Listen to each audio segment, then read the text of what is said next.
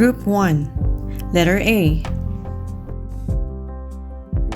Start below the ascender line as you create an overcurve, and continue to make a downstroke, stopping before you reach the baseline. Create another overcurve on the baseline.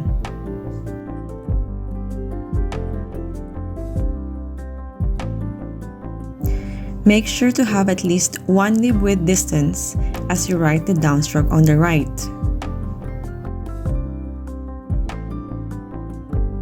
And then, create a foot lozenge and a short hairline. Create a downstroke and slide towards the left to end it with a serif. Create a diagonal hairline and then a flick stroke at the end. A short horizontal stroke in the middle, a hackle to complete the letter. It's your turn to write.